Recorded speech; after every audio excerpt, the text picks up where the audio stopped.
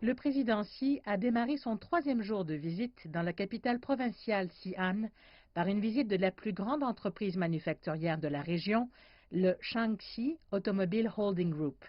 La société a intensifié ses opérations dans la lutte de la Chine contre le Covid-19 en commençant à fabriquer des lunettes de protection pour les travailleurs médicaux, une production qui atteint plus de 3000 paires par jour. Le président Xi a aussi visité l'université Jiantong de Xi'an et une rue commerçante lors de son séjour dans la ville pour en savoir plus sur la reprise des affaires et le retour à une vie normale. Au cours des 2 premiers jours du voyage de Xi Jinping, la réduction de la pauvreté et l'environnement étaient au sommet des priorités.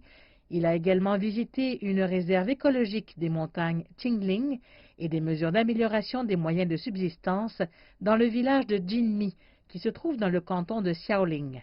Il a déclaré que des leçons devaient être tirées de la construction illégale dans les réserves naturelles. Mardi, Xi Jinping a visité une communauté locale, une école primaire et une exploitation de thé dans le canton de Laoxiang, dans la ville d'Ankang. La communauté qu'il a visitée compte plus de 4000 personnes relocalisées de 11 villages voisins.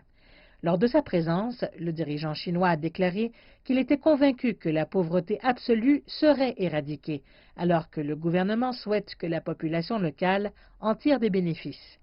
À l'école primaire, Xi Jinping a souligné que la jeune génération avait besoin de développer à la fois les connaissances, la santé et la forme physique. Quelques jours plus tôt, le bureau politique du Parti communiste chinois avait tenu une réunion présidée par Xi Jinping. Au cours de la réunion, les hauts dirigeants chinois ont étudié ce qu'ils ont qualifié de défis sans précédent amenés par l'épidémie de Covid-19 après que la Chine ait fait face à une baisse de 6,8% du produit intérieur brut au premier trimestre de l'année. Les hauts responsables chinois ont déclaré que le gouvernement assurerait les moyens de subsistance de la population et donnerait la priorité à l'utilisation de la main-d'œuvre dans les zones touchées par la pauvreté tout en reprenant la production. Le pays s'est fixé pour objectif cette année de construire ce qu'il appelle une société modérément prospère en éliminant la pauvreté absolue. Et malgré la crise sanitaire qui a lieu, la Chine est déterminée à atteindre cet objectif.